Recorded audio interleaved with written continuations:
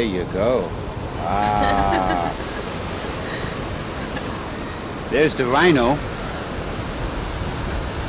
See the rhino? Yes.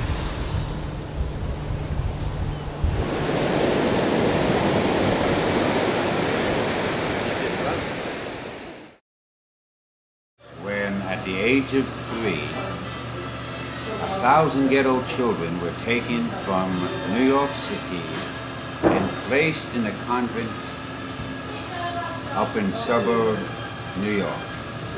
There we went into segregation. By the time I was 7, I didn't want to play their games anymore, so they gave me a whole new set of tests. I suffered more of insanity by the doctors and the psychiatrists of our humanity. By the grace of God, or by the grace of something, I managed to make it out of there. At 17, I met my mom for the first time in a long time. And we had a 4-hour talk. She told me her dreams, and I was so excited. Tragedy struck once more, and somebody shot my mom. I think I lost a year of my conscious memory. I met my father for the first time at 18. By law, he took me to Chicago.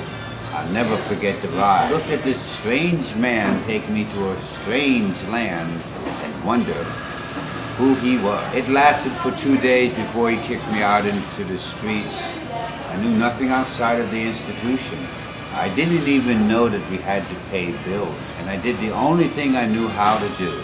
I called them back who abused me and misused me. And I said, help, I traveled for 7 years. Eventually I landed in Tulsa, Oklahoma. There I met a woman whom I married.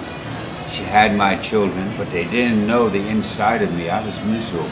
Tried my best not to cause anyone else to suffer pain. I couldn't read, I couldn't write.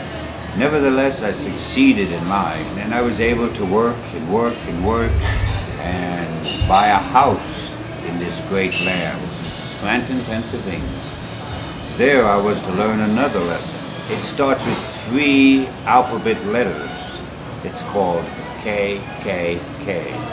And that took away, believe it or not, my house, my business, and my family.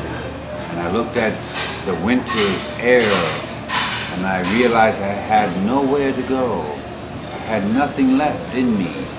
So I went under a bridge, and I started to discover the past catching up with me. And I became an alcoholic, a man who fought all his life, you see. Now I'm underneath the bridge, scratching for kibbles and bits. I wanted to kill myself.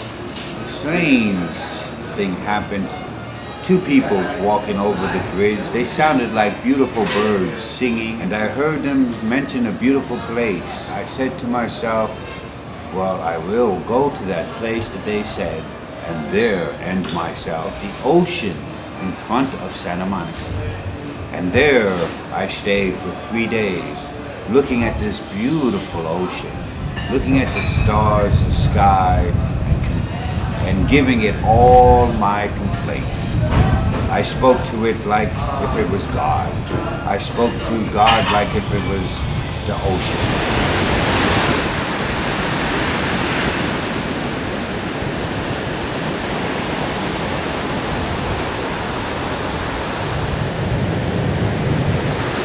Touched the ocean with my feet. Then I looked at the sunset. At that moment, I looked and see a log in the sand. The voice came to me a 4th time. When I looked back in front of me, Tiz was sitting right in front of me, just like she was white as the sand. And I looked at her and I saw her, and I just didn't know she was angelic. I didn't know that she carried multiple stories. I just saw how beautiful she was, and I just took her and put her on my shoulder.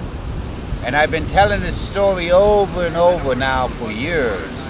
As me and Tiz, we sit here looking at the sun by day and the moon by night. Oh, by the way, this is my home, you see. I'm the Sandman. I live under the stars as a blanket and a covering for me. At the moment, that's where the good Lord has me. It has changed my world, it has, you see, and I sit here more content and happy than I've ever been. That's my story.